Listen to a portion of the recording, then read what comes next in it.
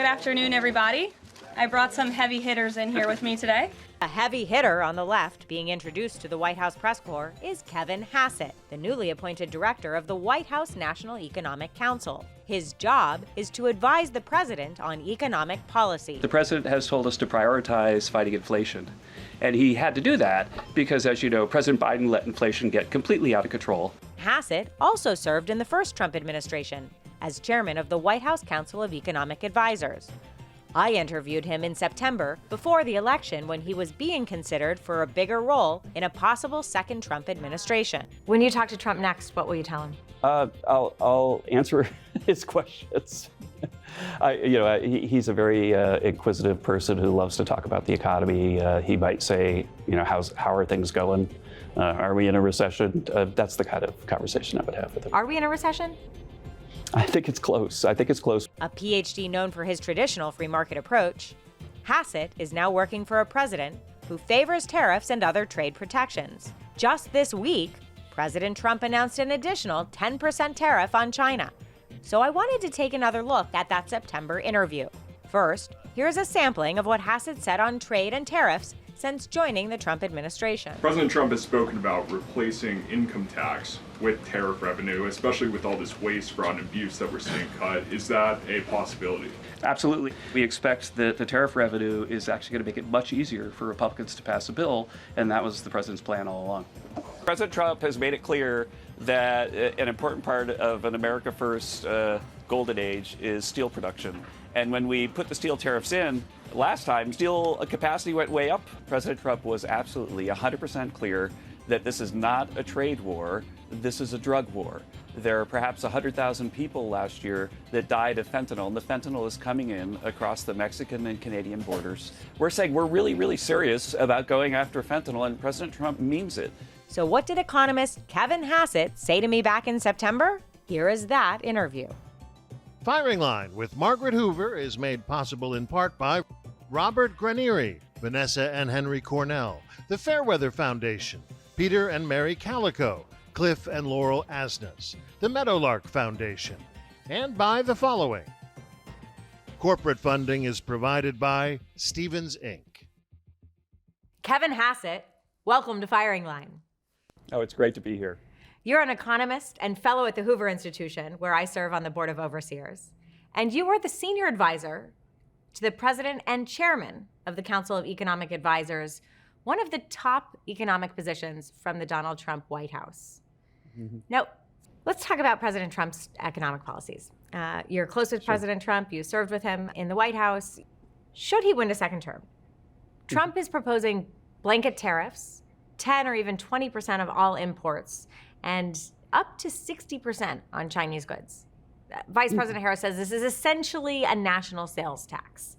If Trump wins and puts tariffs like that in place, what would the effect be on the average American consumer? First of all, just remember that President Trump proposes a lot of things. Big supply side tax cuts, reduced government spending, deregulation, tariffs. If you look at one in isolation, then you're not necessarily getting an accurate picture. But with tariffs, that policy was specifically mostly targeted on China. And people say, well, who did it hurt? I think it clearly hurt China. What happens is that imagine if there's a company, a Chinese company, that has 100% of its sales in the US, and they only have 1% of the market in the US, say. Then if we put a tariff on them, that company goes out of business, but it doesn't really affect anyone here because we can just buy it from the other people that we're already buying it from. And so what happened in the first term is that the tariffs were designed to maximize the odds that the incidence would be on the Chinese. And they were very effective at doing that because the tariff rate went up to 14% and inflation stayed in the ones. And so how we analyze tariffs, what happens, depends on what's the second best place to buy, how much more expensive or less expensive is it, why do the Chinese have that market, and so on. And so I just reject the idea that it's going to be anything like a sales tax. It's not anything like a sales tax. Tell me though, Kevin, I think you said when we slap these tariffs on, China ends up paying and suffering the brunt of the effect of the tariff. But the argument, of course, that the Harris campaign makes is actually those costs are passed on to consumers, American consumers. And so they end up paying more, which is why they're calling it a sales tax. Right. No, but the point would be, let's go back to my example. Suppose there's a product that we only buy from the Chinese. We don't buy from anybody else. We can't make it ourselves. We only get it from the Chinese. Then if we put a tariff on it, then they'll pass it through in terms of a higher price to us. And if there's a product that we can buy from other people and we put a tariff on the Chinese, then they won't. And so her analysis is assuming that we don't have any opportunity to buy stuff from somebody else or from ourselves. In your book, you write that several members of Trump's brain trust, including Wilbur Ross, Steve Bannon, Peter Navarro, and Stephen Miller, wanted Trump to be, quote, slapping tariffs like a supermarket clerk firing off price labels. I mean, are there tariffs that are unacceptable to you as an economist, a free market economist? They're not all created equal, as we both know. So, make the case for why these tariffs are your good tariffs, not bad tariffs. Right. Well, when we started to really dig into trade policy at the beginning of the Trump administration, we just started studying, what the Chinese were doing with their trade policy, and it was really pretty chilling. It was like they were preparing for war. So, for example, they have pretty much 3 times the steel capacity that they need. And steel is really important if there's a war, because just about everything that you use in war has got steel in it. And they're dumping steel into the U.S., trying to put our steel companies out of business. And maybe it's good to get cheap steel this year, but if you suddenly have a military situation and you don't have any steel in your country, it's a real problem. And so President Trump decided, for national security reasons, to protect the U.S. steel industry. Another example of vulnerability is that most of the antibiotics that we consume in the U.S. come from China. And so if they were to threaten Taiwan and then say, well, let me have Taiwan or I'm not going to give you any antibiotics, well, geez, that's a very difficult situation for us to be in. And so I think that the way I think about it as an economist is that, there's this old economist, Pigou, who said that when you tax something, you get less of it, so we should tax pollution. And so he advocated pollution taxes. They're called Pigovian taxes. And so I think that tariffs on some things can be thought of as like a tax on pollution, that there's this external harm to us of being vulnerable to a potential bad actor if we allow them to capture our market in something.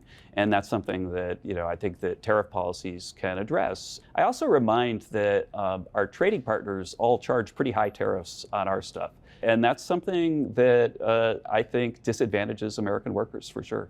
And so one of the things that President Trump advocated in the first term and still advocates, he advocated it just at the convention, is that we pass a reciprocal trade act, which basically makes it so that the tariff in the U.S. is the same as the tariff that the country charges our guys when they try to sell into that country.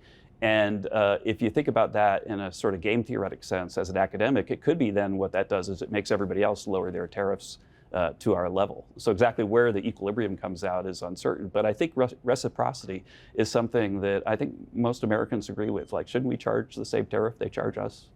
So Kevin, tell me, are you for the blanket tariffs on imports that Trump is promising? He hasn't said what the rate is. And he's speculated on some rates, and I would have to analyze what the rate is, but it certainly could be higher than I would like. But it's one of the things I really like about President Trump and appreciate is that he always wanted everybody in the Oval Office or the Roosevelt Room that, had an opinion about a policy, and he wanted to hear what their honest opinion was. And so if he gave me a specific policy to model, I'd model it. And if the rates were low and close to where our trading partners are, then that's one thing. I don't think that there would be much of inflationary effect, and I think that it would onshore production and jobs. I think he did say between 10 to 20% on all imports and 60% for imports from China. How would you feel about that without having your models at your fingertips? 10% is a place where I could see that the benefits would be pretty significant for onshoring. and eliminating, the external effects of like supply chain disruptions and so on. But not 20%. Yeah, I would. Yeah, I think 20% is then it's starting. It'll be perhaps more disruptive. But again, like what President Trump would do is just like he did last time, is that when we're starting to have these policy discussions, then we'll all get the models humming, and then we'll look at his options, and then he'll pick the right number.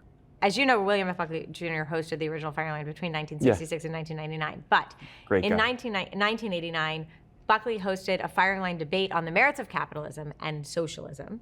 And during the debate, former Reagan UN Ambassador Jeane Kirkpatrick argued against protectionism. Take a look at this clip. Oh, gee. The Reagan administration believed that consumers' well-being should take priority, and that consumers' well-being is served by permitting as free trade as possible, which will guarantee lower prices, better goods at lower prices. And they were not, therefore, as concerned with reciprocity, strict reciprocity, as you are, because they did not believe that it delivers the goods at the highest quality, lowest price to the consumer. Help me reflect, Kevin. Ronald Reagan did use targeted tariffs against Japan. Sure. George W. Bush used tariffs on steel. Trump is proposing something much broader. How do you reflect on the Republican Party's shift on trade? First, I have to say that Jean was a friend and colleague of mine at the American Enterprise Institute, and I used to hang out in her office all the time, and it was really wonderful to see that clip of Jean. Jean's discussion right there is a discussion that is 100% admissible in a world where all of our trading partners, have our own best interests at heart. They're not ramping up their militaries, getting ready to invade other people, stealing the intellectual property from the U.S. And so if you think back to a world where there were never any countries that had malice towards others, then absolutely the Adam Smith free trade answer is the optimal answer in economic models. But if you look at what happened when China entered the WTO, China came in and basically created distressed communities by shutting down factories throughout the U.S. because the Chinese were out competing those factories. And those communities are on the ropes to this day. If you look at the book that Angus Deaton and his wife Ann Case wrote about deaths of despair, those deaths of despair came about because of this wave of misery that was spread by plant closures all around America. And Donald Trump's message to these people is that there's help coming. We're going to try to revive those communities. And Bill Clinton once said that we need to have free trade, but we need to make sure that the people who are harmed by it, that we help them out and we give them a program so that they're going to be okay. Well, such a program never happened and is really hard to imagine. And we're in a country right now where there are whole pockets of the country where the mill closed and the town hasn't really revived and people are doing fentanyl there. And it's a serious, serious problem. And Americans are crying out for somebody to do something about it. And I think that President Trump's view is that a trade policy like the one he advocates is a reasonable approach to try to revive those communities. Let me ask you about the national debt. In 2016, President Trump promised to eradicate the national debt in 8 years. 4 years later, we'd seen a 40% increase. And much of that increase also happened before the pandemic. There was spending from Republicans in Congress that has frankly jaded conservative Republicans, fiscally conservative Republicans, about the prospects for a new Trump administration's ability to deliver on new promises to lower the debt. What's going to be different in a second Trump administration vis-a-vis spending? Well, I think, first of all, one of the things you have to remember is that what happened in the economic history of the last few years is that there was this bipartisan agreement during the COVID emergency to have those stimulus bills, and that jacked up government spending because of the emergency. There was spending before, but it went way up under COVID, and you wouldn't deny that. And so it went way up under COVID. And then what happened was that became basically the new baseline. And the new baseline, the Democrats basically stepped up from there, spent up from there. And that's where things really started to spin out of control with inflation and the national debt. But Kevin, you and I both know that before the pandemic, the spending that was coming out of Congress with congressional Republicans, and when they had the House and the Senate at the beginning of the Trump administration, was not disciplined. And it did leave many fiscal conservatives with a bitter taste in their mouth. How will we know that it's going to be different this time? Right. Well, there's so much to cut, and it has to happen. The national debt is so high. There absolutely is going to be a lot of budget talk next year, regardless of who's in the White House. There's going to be a debt limit hit in the spring that'll have to be lifted. I think that spending is going to go down a lot next year, and it'll definitely go down a lot if President Trump's there because of all the wasteful stuff that was added on since the 2019 outlook. The post-pandemic U.S. recovery has been stronger and faster than other G7 countries. And we did avoid a recession. To what do you attribute that lack of a recession and that stronger recovery? Yeah. I really attribute it to strong leadership of people of both parties in 2020. Again, I was in the White House helping to manage the response to the COVID lockdowns. And one of the things that we did is we went up and we met with Senator Wyden and the Democrats, and we said, look, this is a very uncertain time economically. We don't really know like how long are things going to be shut down, which things are going to be shut down for longer and less long, and so on. And so let's do a sequence of things that those things will buy us a little bit of time, like a month or two, and then we'll talk again in a couple of months and see what we need to do next. And so in the end, what happened was over the course of the year, again, with every Democrat and every Republican voting for these bills, they passed a bunch of bills that were sized almost exactly for the harm that was being done by the lockdowns. And so again, it's a miracle, really, if you think about it, that after a minus 32% quarter, the year was about flat.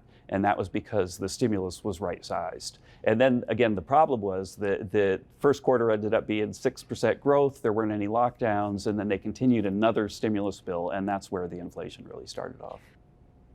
Your name has been floated as a potential Federal Reserve chair in a second Trump administration. Look, the Fed, as you just mentioned, is widely expected to cut interest rates next week. Mm-hmm. You have said that you don't believe that a cut before the election is justified. I changed my mind on that, actually, okay. Margaret. Like I did in July, I believed that, but then there's been a whole bunch of bad data coming out, and I think that a prudent Fed would start to risk manage by cutting rates now. And it's unfortunate that it's before an election because of the appearance of partisanship, but if you're a data-driven Fed, then the idea that you would move didn't seem very plausible in July, but then the data started to surprise on the downside, and that's roiled markets and so on. But yeah, for sure, I think that the Fed is going to cut rates. And you think that would be appropriate? And I think now it's appropriate. When you talk about the Fed with the former president, I know that he has lamented, or you have said that he has lamented the appearance of partisanship and politicization of the Fed. If you were in a position in the Federal Reserve, given your closeness with President Trump, how do Federal Reserve employees, governors, best serve the idea and frankly the execution of the independence of the Fed? Yeah, I think that the academic literature is 100% clear that independent central banks produce better results for countries, and I don't think that there's really any economists that thinks that having the Fed coordinate with fiscal policy in order to make room for it is a recipe for anything other than inflation. And so an independent Fed is something that's widely acknowledged in the literature as being super important.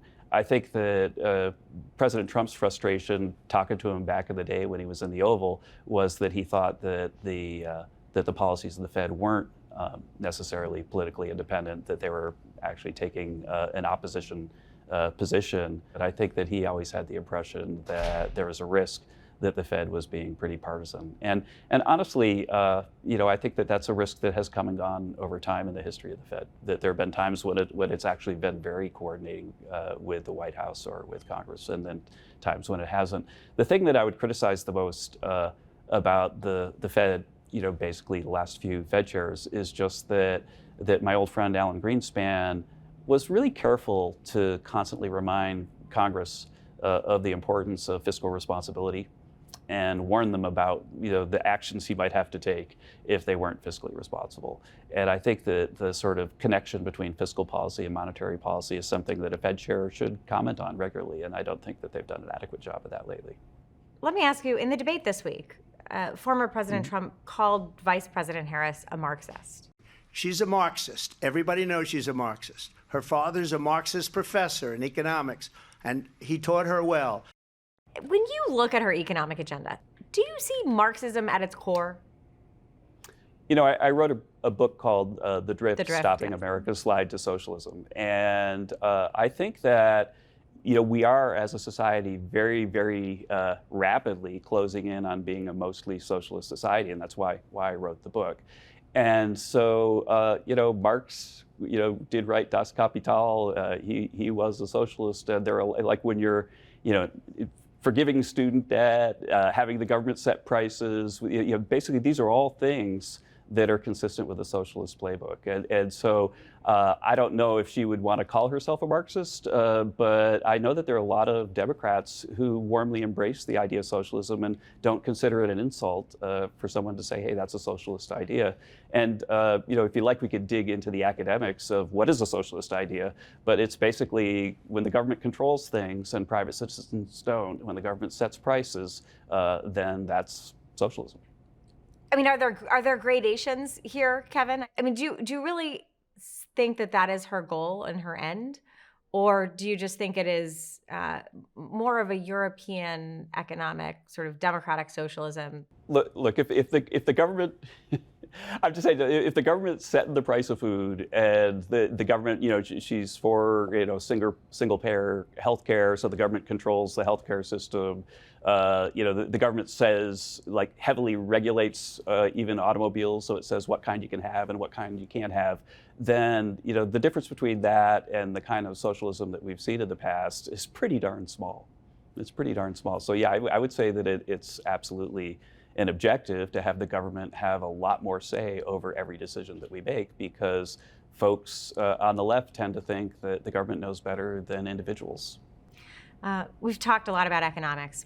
I do want to say, last week, former Vice President Dick Cheney and his daughter, former Representative Liz Cheney, endorsed Kamala Harris for president, not President Trump. And there are many conservatives like them who agree with you on many of the economic issues that we have just discussed. But former President Trump's behavior on January 6th and the role he played in the first violent transition of power is a deal breaker for them. I wonder, how do you, as somebody who served President Trump in the White House, and while you were not there on January 6th, no, I wasn't. You still are in frequent touch with them. How do you think about that question? Well, I just think that President Trump, as you saw in the debate, disputes the characterization of what he was doing on that day. And I've been friends with Dick and Lynn Cheney and their family for a long, long time. Before Dick was vice president, he was on the board of the American Enterprise Institute, where I worked, and Lynn was literally in the office next to me. And so I have a great deal of fondness for them. I know that Dick is a person who speaks his mind. I disagree with him on that matter. You disagree with him that Donald Trump's return to the White House would be a threat to democracy? Yeah, it wouldn't be a threat to democracy. And if you go back and look at his record, that it was a very strong economy. There was, peace around the world, and our enemies were on the ropes. Iranian oil production was down to about 50,000 barrels from 2 billion, and they didn't have the money to support terrorism. I mean, you go back and look at the success of Trump's regime. You've got to. No, I'm just saying you've got to say, so why is it going to be so different this time? I think the question really for me that I have for you is really about January 6th and the behavior that day. I know you say he disputes that characterization, but do you dispute Vice President Mike Pence's characterization? I mean, Mike Pence has refused to endorse former President Trump, and frankly, might have met his maker that day, given how the crowd and the riot unfolded at the Capitol. Margaret, I'm an economist. I'm not a January 6th expert, and I can just say that Donald Trump has characterized what he thinks happened that day. There's like a whole other side of that thing, but that's just not my area. I'm sorry, I'm to God. Okay. When you talk to Trump next, what will you tell him? I'll answer his questions. He's a very inquisitive person who loves to talk about the economy. He might say, how are things going? Are we in a recession? That's the kind of conversation I would have with him. Are we in a recession? I think it's close. But the latest jobs numbers were bad, but they weren't as bad as I feared they might be, and so we're close. The history of the unemployment rate is it's a really early indicator of recession, and when it goes up 1% or so, as it has over the last year, then it tends to signal recession. And so, yeah, I think that the risks are pretty high right now. Kevin Hassett, thank you for joining me on Firing Line and for your economic analysis of both candidates' economic platforms. Yeah, thank you, Margaret. It's really been a great pleasure to talk with you. Firing Line with Margaret Hoover is made possible in part by Robert Granieri, Vanessa and Henry Cornell, the Fairweather Foundation, Peter and Mary Calico, Cliff and Laurel Asnes, the Meadowlark Foundation, and by the following. Corporate funding is provided by Stevens Inc.